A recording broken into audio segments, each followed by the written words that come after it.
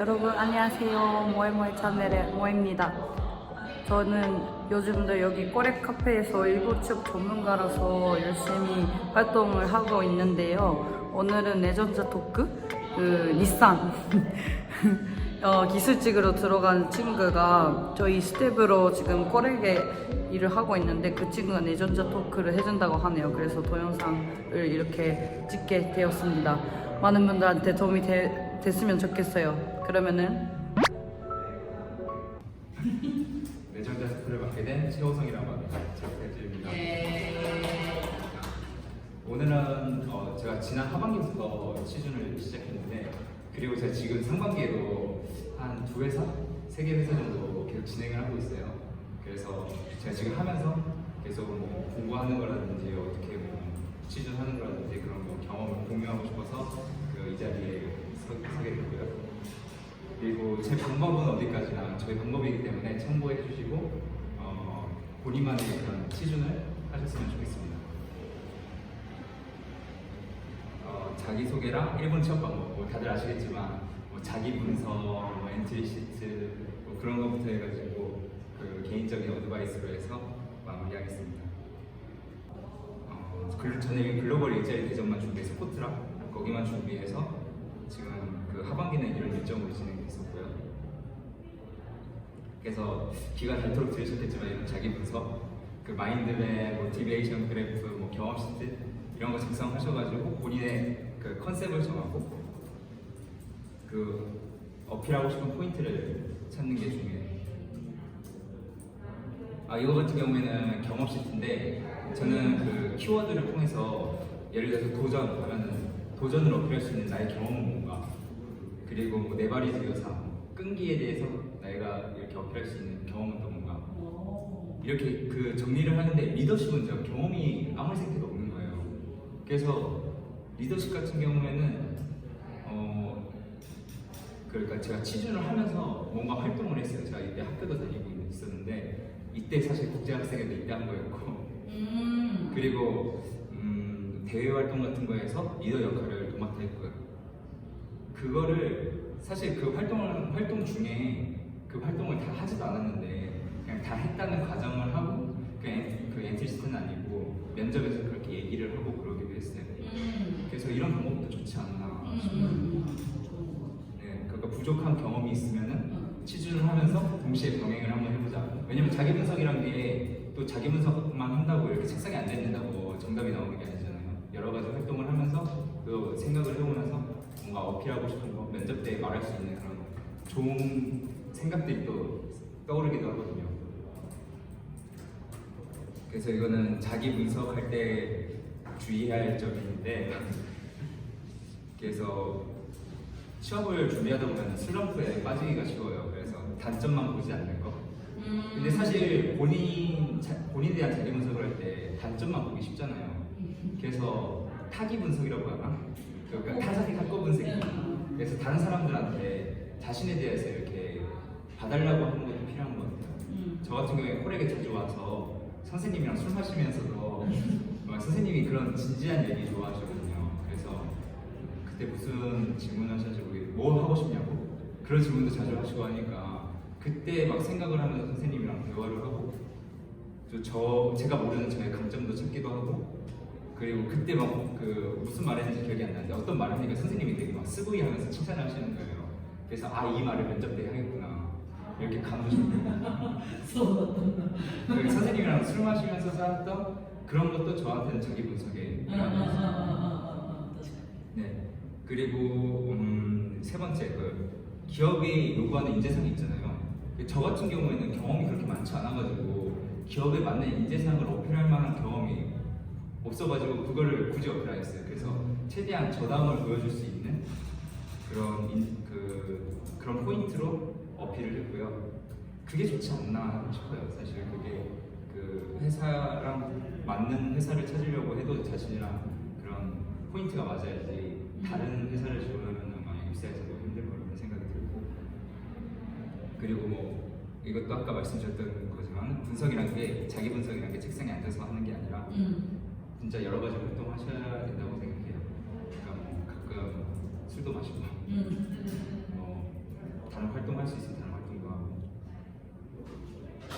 그리고 저는 지금도 자기 분석을 하고 있거든요. 그래서 한 번만 하고 안 하는 게 아니라 이건 사실 취업을 하고 나서도 계속 할 수 있는 거지 않나 생각이 들었어요. 어떻게 해? 그 술 마시는 거 빼고. 사실 막 제가 술 마시는 거밖에 안 하긴 하는데 근데 그거 말고 제가 하는 거는 깊은 얘기를 할 수 있는 기회를 많이 만들어줘요. 그것도 좋은 거. 그래서 저희가 토요일마다 매주 토요일마다 콜렉에서 세바시카이라는 걸 하거든요. 세바시카이라는데 세상을 바꾸는 시간 15분이라고 그 동영상을 봐요. 동영상을 보고 그 동영상을 본 걸 가지고 서로의 생각을 공유하는 거죠.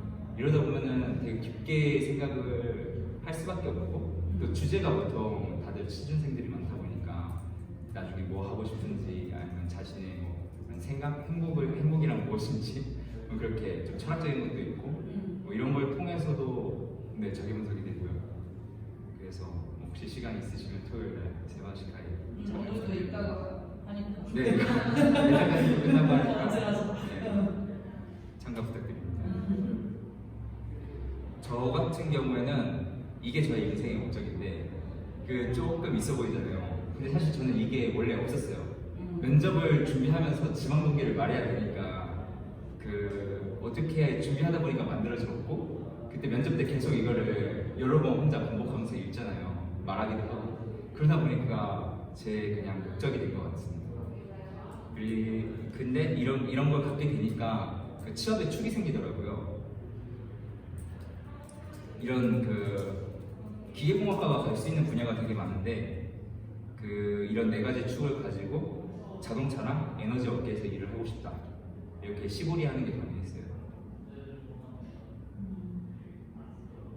그래서 뭐 이거 다들 아시는 가쿠치카인데 처음에 저는 한 달밖에 그 엔트리 시트를 쓸 시간이 없어가지고 솔직히 만족을 못했어요. 만족을 못했지만 시간이 없기 때문에 그 제출을 했죠. 운 좋게 붙어가지고 면접까지 계속 가야 됐어요. 근데 저는 계속 이게 그 발목을 잡았죠. 엔트리 시트가 엔트리 시트 이거 잘못 썼는데 이거 면접에서 이거 이상하게 보면 어떡하지 막 그런 생각을 계속 많이 했었는데 면접 때 그거를 좀 이렇게 보완할 기회를 주더라고요. 그러니까 제가 표현을 어필을 못했던 부분을 막 훅가보리 하신다든지 그때 막 그 제가 어필 못했던 거를 막 이렇게 어필하고 그랬어요. 그래서 여기서는 제가 리투아니아에서 일본어 스피치 콘테스트에 나갔는데 그걸 왜 하게 됐는지 그래서 현지에서밖에 못하는 일이다 라고만 하니까 면접관이 갸우뚱하더라고요. 그것 때문에 그냥 스피치 콘테스트에 참여했냐. 그래서 뭐 저는 대중 앞에서 이렇게 스피치하는 게 되게 그 리가티한데 그런 자신의 그런 단점을 극복하고 싶었다라고 하니까 그때는 그 납득해 주시더라고요.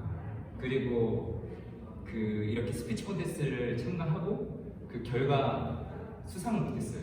수상을 못해가지고 항상 물어보시더라고요. 저는 그냥 수상을 못했으니까 좋은 평가만 받았습니다라고 넘어가는데 그게 다야? 수상 받은 거 없어? 막 이렇게 넘어가니까 그냥 좀 지원했어요. 그냥 설문조사를 했는데 40명 중에 한 30명이 좋은 평가를 내려주셨다라고 구체적으로. 근데 이 정도는 뭐 MSG 넣어주는 게 그 매끄러운 면접을 위해서는 좀 불가피하지 않나 생각도 들어요. 그리고 이거는 이공계분들을 위한 건데 그 이공계 같은 경우에는 연구 레주메를 써요. 연구 레주메를 쓰는데 사실 본인이 연구한 거를 한 페이지 혹은 두 페이지로 정리하라고 하니까 되게 힘들거든요. 그만큼 요약한다는 게 힘들다는 거죠. 원래는 한 대학에서 쓰는 게 한 20페이지, 한 30페이지 되니까 그래서 이거를 한 페이지, 두 페이지로 그 요약을 할 때 그 이해를 시키는 거를 제일 중요하게 생각을 하셔야 돼요. 그래서 그 면접을 의식해서 써야 된다.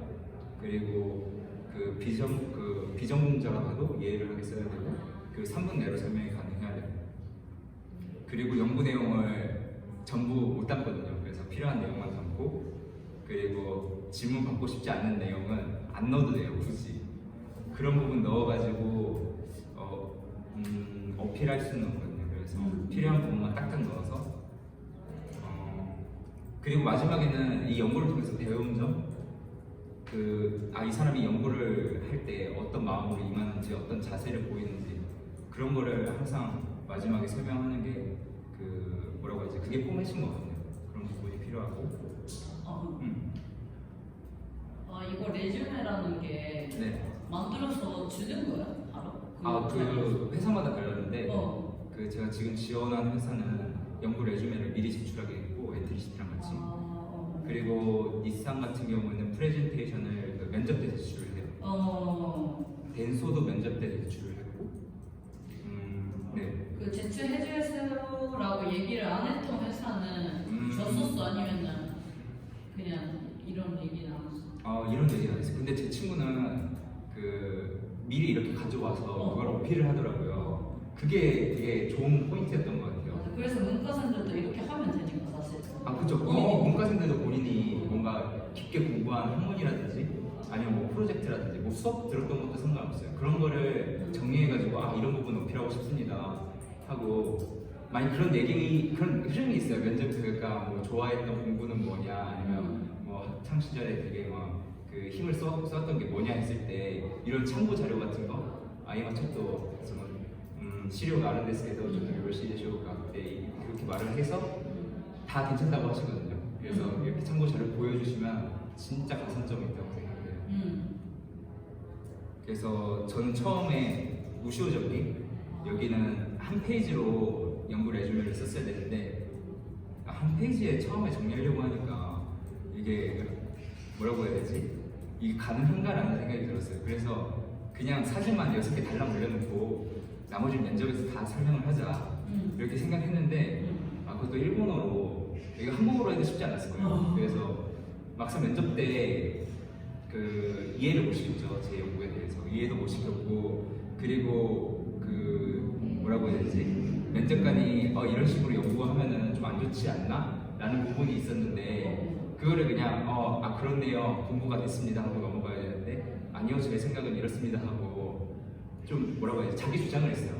근데 제가 지금 되돌아서 생각을 하니까 그게 되게 마이너스가 되는 것 같더라고요. 이게 제 첫 면접인데 광탈했습니다. 그래서 다음에 제출했던 게 덴소인데 덴소는 좀 바꿨어요. 덴소는 좀 설명을 많이 넣었고 사실 이렇게 설명을 많이 넣는 것도 좋지 않은 건가라는 생각도 드는데 약간 연구의 흐름을 보여주려면 불가피하더라고요. 그래서 한 페이지로 이렇게 정리를 했었고 그래도 이것도 면접관에 전달이 좀 안 됐어요. 왜냐면은 연구란 게 자신의 이론이 있고 그거를 실험을 통해서 입증을 하는 거거든요. 여기는 실험 과정이 없었어요. 그래서 다른 회사는 2페이지로 정리할 수가 있었는데 여기 같은 경우에는 제 이론 설명을 해주고 그 다음에 실험을 해서 효율이 이만큼 나왔습니다. 그래서 이걸 가지고 다음 코레카라노 그 과제라든지 앞으로 뭘 해야 된다든지 그리고 이 연구를 통해서 배운 점이라든지 저는 이런 포맷으로 제출했습니다. 그리고 면접인데요. 그 처음에 엔트리 시트를 하고 1차 면접 보고 통과하면 2차 면접 보고 그리고 최종 면접에서 내정을 받고 초반에는 정말 많은 경험을 쌓는 게 중요하다고 다들 하시는 말씀이지만 그리고 실패 원인을 분석하는 게 되게 중요하죠. 그래서 1차 면접부터 하면은 대기업 같은 경우에는 엔트리 시트를 막 수천 명이 하잖아요. 그래서 한 1000명 정도가 엔트리 시트를 통과를 해서 1차 면접을 본다고 하네요. 그래서 1차 면접 때는 특별한 걸 보지 않는데요. 왜냐면은 저도 지금 1차 면접이 잡혀 있는데 25분밖에 안 보거든요. 25분 동안 뭘 보냐? 기본적인 거, 매너와 커뮤니케이션. 물론 거기서 뭐 가쿠치카도 물어볼 수 있고 뭐 자기 PR이라든지 지망동기 물어볼 수 있는데 기본적으로 커뮤니케이션이 된다, 매너만 지킨다 하면 붙을 수 있다고 하네요. 그리고 여기서 그 커뮤니케이션을 어떻게 하면 잘할 수 있냐 주의해야 될 상황인데 말을 길게 해서는 안 돼요. 막 길어도 1분을 넘어가면 안 되는 것 같아요. 그리고 항상 결론을 먼저 말해서 두괄식으로. 그리고 제가 가장 이상적으로 생각하는 거는 뭐 가쿠치카 말씀해 주세요라고 해서 1분 동안 가쿠치카를 쭉 말하는 게 아니라 저는 리투아니아 가서 일본 스피치 콘테스트에 참가한 게 제가 그 각세지다인 치카를 위해 다부터 데스 여기까지만 말하고 그러면 상대방이 물어봐요. 그게 왜 그 학생시절에 그거를 왜 했냐라든지 뭐 그런 식으로 이렇게 대화를 식으로 이렇게 풀어나가는 거 그거를 좀 선호하고 그게 좀 더 뭐라고 해야지 좀 더 서로의 커뮤니케이션이 이루어졌다는 느낌이 많이 들거든요. 왜냐면 1분 동안 말하다 보면은 면접관도 집중을 못할 때가 있어요. 그래서 제가 이렇게 통째로 말한 거는 한 면접을 한 10번 중에 한 번꼴밖에 안 되는 것 같아요. 이렇게 통째로 말했던 거는. 그래서 그리고 또 이거는 질문을 제대로 대답하고 있는지 확인해야 되는 거고, 지금도 저도 모의 면접을 보면 항상 실수를 하는 게 있는데 물어본 거를 제대로 질문을 못 할 때가 있어요. 그리고 제가 좀 길게 얘기하다 보면은 갑자기 내가 지금 무슨 말을 하고 있지? 그리고 면접관이 나한테 뭐라고 질문했더라? 갑자기 생각이 안 나요. 긴장을 해서 그런지. 그래서 질문을 처음에 두 가지식으로 대답을 먼저 한 다음에 그거에 대한 설명을 뒷받침을 해주는 게 제일 좋다고 생각합니다. 그리고 한국식 어휘를 생각할 거예요. 자존심 같은 경우에는 일본어로 지손신 때 이거는 있습니다. 그러니까 프라이드라든지 약간 그런 표현 같은 거 그런 거 교정을 하고, 그리고 모의 면접도 많이 하실 것 같은데 그것뿐만 아니라 자기 영상을 한번 본인이 직접 촬영을 해보면서 뭐 표정이라든지 뭐 일본어 잘 말하고 있는지, 좀 이게 톤이 이상하다던가 아니면 말을 너무 빨리 하고 있지 않는지 그런 거 체크하면 좋을 것 같아요. 1차 면접은 이렇게 준비하시면 잘 되지 않을까 생각을 하고 있고, 그리고 이거 같은 경우에는 제 면접 피드백인데요. 저는 항상 면접을 볼 때 녹음을 했어요. 그래서 수치를 읽으면 수치에 주머니가 있잖아요. 거기 핸드폰에 녹음을 항상 켜놓고 면접에 들어갔거든요. 그래서 그거 항상 들으면서 저는 스크립트를 썼어요. 그때 내가 뭘 말했고 무슨 질문을 했고. 그래서 여기 보시면 알겠지만 가쿠 치카에 대해서 얘기 물어본 거였거든요. 그래서 거기에 대한 제 대답이 있는 거죠. 근데 대답을 했을 때 이 부분이 그 부분이에요. 질문한 걸 제대로 대답을 안 한 거예요. 근데 이때는 제가 예상치 못한 질문이었기 때문에 그런 것도 있고, 그렇기 때문에 이런 부분을 다음에 실수 안 하도록 또 준비를 하는 거죠. 이걸 토대로. 그리고 여기서는 제가 질문에 대답을 했어도 어필을 못한 거. 가쿠치카나 자기 피아는 항상 물어보잖아요. 그래서 이렇게 스스로 피드백하고 최대한 어필할 수 있도록 이렇게 대답도 미리미리 이렇게 어느 정도 틀을 갖춰 놓으면은, 이걸 다 통째로 외우라는 건 아니지만 키워드를 머릿속에 넣어놓고 있으면 항상 대답을 할 수 있거든요. 그래서 이런 것도 되게 강추드리는 방법입니다. 그리고 2차 면접 때는 1차 비슷하지만은 되게 훅가보리를 많이 하더라고요. 그래서 일에 대한 능력이 있는지, 그리고 인간력, 그리고 포텐셜이 있는지, 이런 거는 그러니까 훅가보리 질문을 뭐 가코치카에서 한다고 하면은 이런 식으로 왜 스피치 콘테스트에 참여했는지, 그러면 제가 현지에서밖에 못하는 일이라고 했으니까 그럼 왜 현지에서밖에 못하는 일에 도전을 했는지, 그러면 거기에 대한 제 또 나름의 이유가 있겠죠. 그런 걸 계속 훅가보리를 하는 거예요. 이런 훅가보리 한 것도 저는 정리를 좀 했어요. 이게 또 면접 스크립트인데 자기소개거든요. 근데 제가 자기소개할 때마다 뭐 항상 유학 경험이 있다고 얘기를 해요. 리투아니아에 유학 경험이 있습니다. 그렇게 말을 하면은 왜 리투아니아에 유학을 갔다 왔어? 물어보시더라고요. 그래서 그때는 아무도 안 가는 곳에 가가지고 약간 그 환경에 적응해 보고 싶었다라든지 그런 대답을 받는 거죠. 어떻게 하면 최대한 자신을 어필할 수 있을까, 이런 부분을 고민하면서 자기 자신의 스크립트에 이렇게 훅가보리를 딱 이렇게 코멘트로 달아놨어요.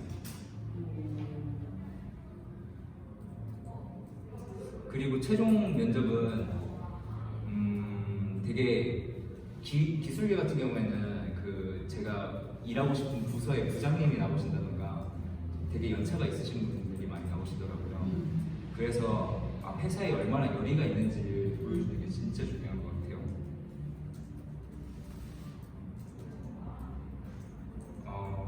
그래서 덴소 같은 경우에는 덴소 같은 경우에는 저한테 이런 질문을 했어요. 지망 동기를 따로 물어보지 않고 덴소가 자동차 부품 회사거든요. 그러니까 현대자동차의 현대모비스 같은 느낌이에요. 그래서 그분이 부장님이 저한테 왜 너는 현대자동차에 현대모비스를 쓰지 않고 왜 우리 회사를 적었냐 이렇게 물어봤을 때 제가 대답을 그때 현대모비스 같은 경우에는 현대자동차랑 기아자동차의 매출의 거의 80%를 의존하고 있어요. 거의 이게 수직 계열화돼 있어가지고 그 요즘 자동차 업계가 되게 많이 변동을 하고 있거든요. 새롭게 변한 트렌드에 적응하기 위해 맞춰가기 위해서는 이런 수직 계열화를 탈피해야 되는데 그러지 못하고 있으니까 저는 그 덴소에 약간 덴소 같은 경우도 도요타에 원래 수직화돼 있었는데 되게 그 부분을 탈피하고 거의 매출의 40%까지 줄였나? 그리고 한 번은 그 도요타가 매출이 엄청 급감했을 때가 있었어요. 2009년부터 2010년까지 그 리콜 사태로 도요타 매출이 막 감소하는 때가 있었는데 그때 얘기를 하면서 덴소는 오히려 매출이 올라간 그러니까 그때 위기 관리 능력을 보면서 아 나도 그 덴소의 위기 관리 능력을 배우고 그 급변하는 자동차 업계에서 도전을 하고 싶다라고 말을 하니까 되게 좋아해 주시더라고요. 이렇게 여기서 포인트를 얻었지만은 결국에 최종 면접에서 떨어졌습니다. 그리고 역질문인데 이거는 되게 말을 많이 하게 만드는 게 좋은 것 같아요. 그래서 그 단순히 제가 한 번 던지고 끝날 질문이 아니라 예를 들어서 뭐가 있지? 제가 이런 질문도 했었는데 해외에서 일할 기회는 많습니까? 이런 질문도 했었는데 아 우리 회사 뭐 해외에서 일할 기회 많아요 하고 그냥 한번 이렇게 던져주고 끝이잖아요. 대답 들으면 끝이잖아요. 그게 아니라 저는 이 회사에서 뭐 이 업무에 대해서 이렇게 생각하고 있는데 혹시 이게 이 생각이 맞는지 이런 그 본인의 이해를 먼저 말한 다음에 상대방의 이해를 구하면은 본인의 경험을 담아서 얘기를 해주시더라고요. 그리고 그때 그 대답을 들으면은 저도 그 대답을 듣고 끝나는 게 아니라 또 그 말씀해 주신 거에 대해서 또 질문을 해요. 약간 거기서 커뮤니케이션이 좀 더 많이 되는 것 같고 거기서 아 얘는 생각이 깊은 사람이구나라고 좀 이미지가 이렇게 이미지를 줄 수 있는 게 아닌가라고 생각을 하고 그리고 웹 면접인데 지금 코로나 때문에 다들 웹으로 진행을 하시잖아요. 그래서 이런 포인트도 필요하지 않나 해서 그 일단 뭐 기본적인 건데 기술적인 환경, 뭐 인터넷 빠른 곳에서 하는 거 이건 당연한 거죠. 근데 본인의 영상을 한번 본인이 찍어보면서 계속 체크를 해야 돼요. 본인의 표정, 말투 뭐 그런 거. 저희는 외국인이잖아요. 외국인이니까 일본어 말하는 게 되게 부자연스러우니까 최대한 이거는 교정할 수 있는 게 좋은 것 같아요. 그리고 화상으로 대화하는 게 진짜 달라요. 실제로 면접을 볼 때는 한 이 정도 거리, 오해 선생님이랑 저의 거리 한 2m 정도 이 정도 있는 경우도 있고 더 가까운 경우도 있는데 근데 화상에서 하는 거면은 진짜 가까워요. 얼굴이 스크린에 꽤 크게 나오거든요. 그러다 보면은 표정 하나하나가 알아요. 면접관도 제 표정이 보이고 저도 면접관 표정이 보이고 그러니까 이런 표정도 좀 교정을 많이 하는 게 좋죠. 좀 최대한 많이 웃어주시고 그리고 목소리도 생각보다 잘 안 들린다고 피드백을 많이 받았어요. 그래서 평소보다 좀 목소리 크게 해주시고 그리고 무엇보다도 이렇게 웹 면접을 하시면은 배경이 있잖아요. 배경은 하얀 벽이었으면 좋겠어요. 저 같은 경우에는 그 뒤에 그 책장이 있어가지고 이게 책장이 비치면 좀 안 좋지 않나라고 생각을 해서 하얀 천으로 이렇게 덮어놨거든요. 좋은 방법이네. 네, 이런 식으로 막 그 저한테만 집중을 하실 수 있게 뒤에 막 이상한 거 있으면 그 집중이 안 되잖아요. 그래서 그런 거, 그런 포인트라든지 그리고 조용한 환경. 혹시 밖에서 막 면접 보시는 분은 어땠죠? 그 집이나 아니면 스터디룸 같은 데 빌려가지고 그리고 먼저 이렇게 환경 같은 거 체크해 보시고 그리고 면접 보실 때 이렇게 면접을 보시잖아요. 그때 면접관의 얼굴이 그 화면에 나오잖아요. 근데 화면을 보시면 안 돼요. 그 카메라를 보셔야지.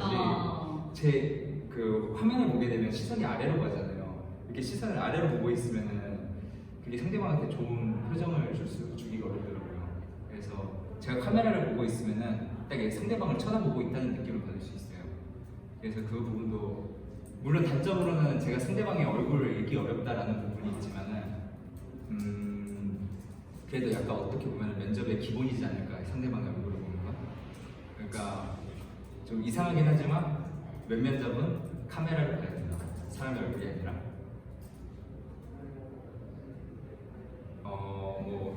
마지막으로 되게 지금 엔트리 시트 쓰다 보면은 잘 안 쓸 수도 있고 슬럼프 많이 빠지잖아요. 지금 면접 준비하시는 분들도 계실 거고. 근데 저는 진짜 친구가 있어서 같이 준비하시는 분들이 있어가지고 되게 잘 극복한 것 같아요. 그리고 모혜 선생님이랑 되게 술을 마시면서 이런 얘기가 나오니까. 그리고 그 치중만 하는 게 아니라 다른 활동도 종종 했어요. 국제학생 하면서 외국인이랑 놀기도 하고. 그리고 제가 그 처음에 엔트리시트 쓸 때 되게 부족한 부분이 많아가지고 계속 신경 쓰였다고 했잖아요. 근데 면접 때 이게 다 그 뭐라고 해야지? 면접 때 그걸 다시 극복할 기회가 있더라고요. 실수한 부분에 있어서. 그러니까 엔트리시트가 좀 부족하더라도 너무 신경 안 쓰셨으면 좋겠어요. 저도 약간 완벽주의, 막 약간 이런 강박관념 같은 게 있어가지고 되게 신경을 많이 쓰는 타입인데 오히려 이런 강박관념이 있으면은 더 안 되더라고요. 그리고 평소에도 깊게 생각하기, 이건 아까도 말씀드렸지만은 뭐 이런 친구랑 대화할 때도 근데 한국 취업 준비하는 애들한테 예를 들어서 너 뭐 인생의 목적이 뭐야 갑자기 물어보면은 되게 이상한 눈으로 쳐다보잖아요. 예를 들어서 너 뭐 어느 회사 지원할 거야? 그 회사 왜 지원해? 뭐 인생의 목적이 뭐야? 이렇게 물어보면은 없어요. 그냥 뭐 돈 잘 주니까, 뭐 안정적이니까, 대기업이니까 다 그래요. 이게 일본 취업의 다른 점이라고 생각하는데 일본 취업은 그런 부분을 깊게 파야 되는 거거든요. 왜 내가 일본에서 취업을 하려고 하고, 왜 내가 이 기업에서 무슨 일을 하려고 하고, 그게 앞으로 나의 10년 뒤 모습은 어떻게 될 거고, 이런 게 그려져 있지 않으면은 일본 취업은 좀 어려운 것 같아요. 그래서 평소에도 그러니까 한국 취업 준비하는 친구들은 이런 얘기 안 하겠지만 같이 일본 취업 준비하는 친구들끼리 밥 먹으면서도 이런 얘기 해드리고 술 마시면서도 이런 얘기 해드리고 그게 되게 좋았던 것 같아요. 네. 이상입니다.